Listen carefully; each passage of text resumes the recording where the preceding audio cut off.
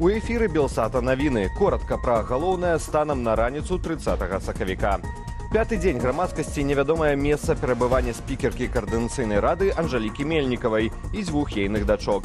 Паводле звестак ад польскіх праваахоўных органаў, на якія спасылаўся ў нашым эфіры паплечнік Мельнікавай, палітык Павел Латушка, былы муж Анжалікі, пакінуў Польшу ў кірунку Беларусі яшчэ 23 сакавіка. Мельнікава вылецела з Варшавы яшчэ раней, імаверна 10 сакавіка. Але яна працавала, яна працягвала камунікаваць і выдавала абсалютна зразумелыя, ясныя рашэнні і ажыццяўляла абсалютна зразумелыя, дакладныя дзеянні, якія не выклікалі ніякай засцярогі. Але вось менавіта 25-го узнікла ўсё ж такі пытанне, што штосьці адбываецца неадназначнае, і таму 26 сакавіка я звярнуўся ў камендатуру сталічную паліцыі з фармальнай заявай аб тым, што мы згубілі кантакт. У Беларусі праблемы не толькі з якаснаю бульбаю ў крамах, але і з колькасцю пагалоўя свіней. Паводле падлікаў калегаў з позірку, праведзеных на падставе звестак Белстату, першыя 2 месяцы па краіне налічвалася амаль на 300 тысяч пагалоўя менш, чым летась. Такім чынам, падзенне склала 13%. Найбольшае падзенне паказнікаў у свінагадоўлі зафіксаванае ў Менскай і Гомельскай вобласцях, ажно на траціну. Рост зафіксаваны толькі на Магілёўшыне на 12%. Таксама паводле звестак Белстату, колькасць падсобных гаспадарак грамадзянаў у сельскай мясцовасці за апошнія 5 гадоў знізілася амаль на 45 тысячаў, то бок на 5%.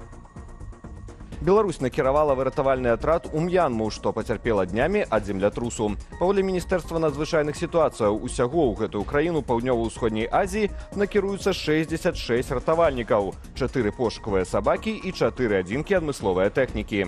Землятрус магнітудою 7,7 адбыўся ў пятніцу з эпіцэнтрам у другім паводле колькасці насельніцтва горадзе краіны Мандалаі. На вечар суботы колькасць загінулых у выніку падземных штуршкоў вырасла да амаль 1700 асобаў. Яшчэ больш за 3,5 тысячы атрымалі раненні. Якраз у дзень землятрусу з візітам у гэтай краіне быў міністр абароны Беларусі Віктор Хрэнін. На падставе паездкі чыноўнікі адрапартавалі, што Беларусь і М'янма, цытата, значна актывізавалі вайсковыя кантакты. 111 беспілотнікаў выпусцілі расійскія войскі цягам вечара і ночы па тэрыторыі ўкраіны. Збіць і знядзеяць удалося толькі 100 з іх. Позна ўвечары масаваную атаку беспілотнікамі зазнаў Харкаў. З інфармацыі мясцовых медыяў у горадзе прагучала не меней за 5 выбухаў. Прынамсі, 2 асобаў загінулі, яшчэ 3 дзясяткі пацярпелі. Сярод іх 5 дзяцей, паведаміў мэр гораду Ігар Тэрехаў. Пашкоджаныя шматкватэрныя жылыя будынкі і аб'екты цывільнай інфраструктуры. Адзін з удараў шахедаў прыйшоўся па будынку вайсковага шпіталя, дзе праходзілі лекаванне ваяры ЗСУ.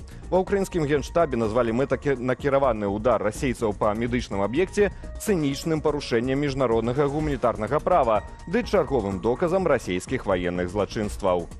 Палестынская групоўка Хамас пагадзілася на прапанову пасярэднікаў Егіпету і Катару наконт чарговага замірэння ў сектары Газа. Пра гэта ў відэазвароце распавёў кіраўнік тэрарыстычнай арганізацыі Халіль Аль-Хая. Праект пагаднення аб спыненні агню пасярэднікі прапанавалі Хамасу і Ізраілю 2 дні таму.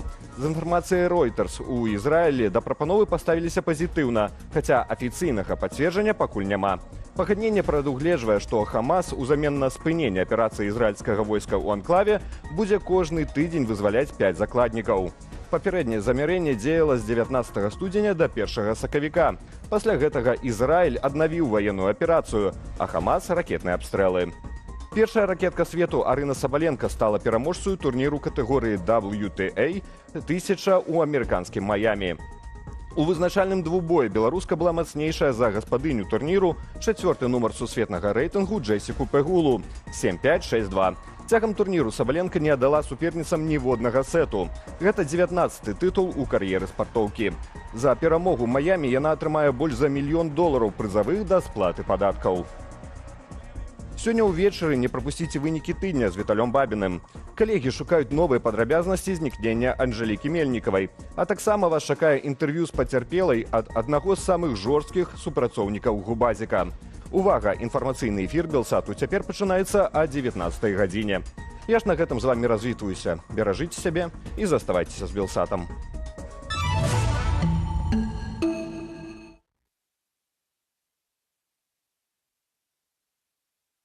Украіны.